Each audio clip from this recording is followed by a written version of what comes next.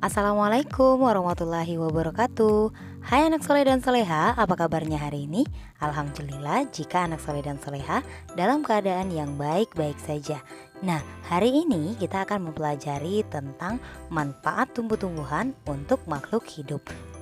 Nah, seperti apakah manfaat tumbuh-tumbuhan untuk makhluk hidup? Termasuk di dalamnya manfaatnya untuk kita manusia dan juga untuk hewan di sekitar kita.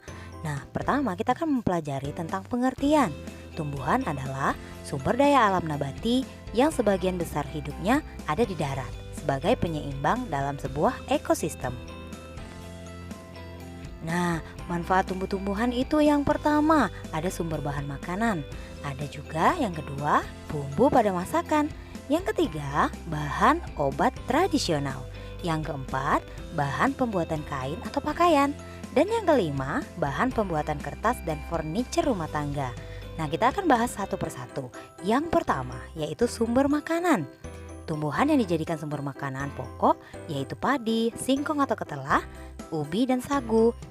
Tumbuhan lain yang dijadikan sumber makanan adalah buah, sayur, kedelai, kacang, dan kelapa.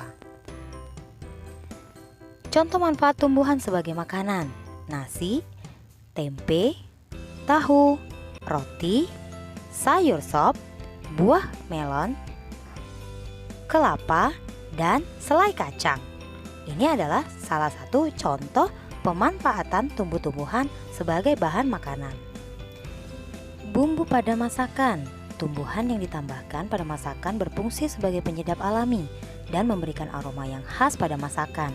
Misalnya bawang putih dan bawang merah, lada, ketumbar, cengkeh, daun salam, daun bawang, daun seledri, dan masih banyak lagi yang lainnya. Contoh tumbuhan sebagai bumbu masakan ada ketumbar, kayu manis, jinten, bunga lawang, daun salam, kemiri, serai, lada, cabai, dan paprika.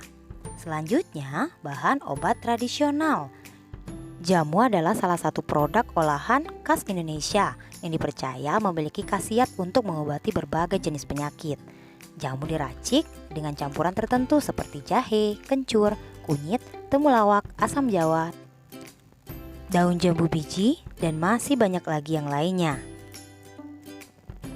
Contoh tumbuhan sebagai obat tradisional: kunyit, temulawak, jahe, sirih, daun jambu biji, asam jawa, kumis kucing, dan buah pinang atau biasa kita sebut dengan jambe. Nah, selanjutnya bahan pembuatan kain. Kain merupakan bahan dasar pembuatan pakaian yang kita gunakan sehari-hari. Tahukah kalian jika kain tersusun dari jutaan helaian benang yang berasal dari kapas dan pohon randu? Contoh tumbuhan sebagai bahan pembuat kain. Yang pertama adalah kapas, dan yang kedua adalah pohon kapuk atau biasa kita sebut dengan pohon randu. Selanjutnya, bahan pembuatan kertas dan furniture rumah tangga. Kertas, tisu, kardus, dan lainnya merupakan benda-benda yang kita temui sehari-hari. Benda-benda tersebut berasal dari tumbuh-tumbuhan. Ya, bahan dasarnya adalah kayu yang berasal dari pohon-pohon tertentu seperti pohon pinus dan pohon bambu. Selain itu juga ada kursi, tempat tidur, meja, pintu, dan furniture rumah tangga lainnya yang terbuat dari kayu. Nah, contoh kayu yang bisa digunakan adalah pohon jati,